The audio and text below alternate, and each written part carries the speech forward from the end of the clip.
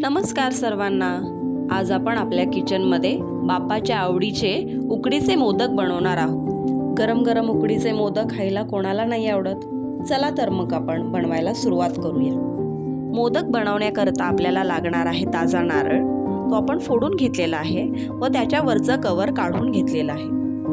वरचे कव्हर काढल्यानंतर आपण नारळाचे बारीक तुकडे करून घेऊयात व ते मिक्सरमध्ये फिरवून घेऊयात।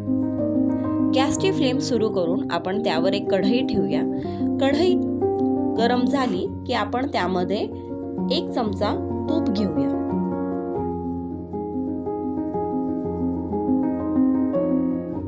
तूप कडले की लगेच आपण त्यामध्ये टाकू काजू, बदाम, मनुका।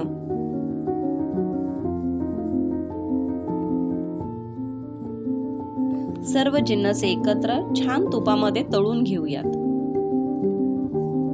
आता बारीक केलेला नारळ त्या जिन्नसांमध्ये टाकून छान मिक्स करून घेऊयात। गूळ टाकून सर्व गोष्टी एकजीव करून घेऊयात। मोदकाची उकड बनवण्यासाठी एका भांड्यामध्ये 1 ग्लास पाणी घेऊयात।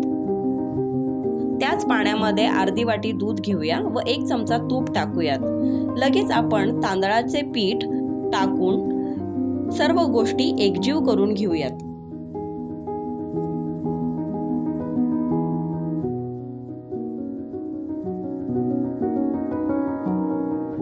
मोदकाची उकड प्लेटमध्ये काढून घेऊयात व छान दूध टाकून मळून घेऊयात।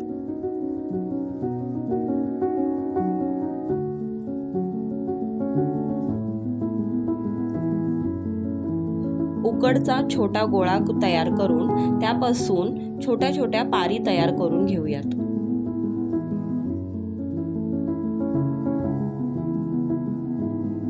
बनवलेल्या पारीमध्ये 1 चमचा सारण घेऊयात व त्यापासून छान मोदक तयार करून घेऊयात।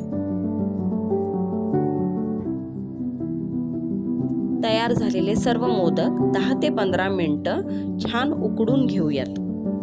तुम्ही पाहू शकता की बाप्पाचे आवडीचे मोदक तयार झालेले आहेत। तुम्हाला जर ही रेसिपी आवडली असेल तर प्लीज लाईक, शेअर आणि सबस्क्राईब करायला विसरू नका। Thank you.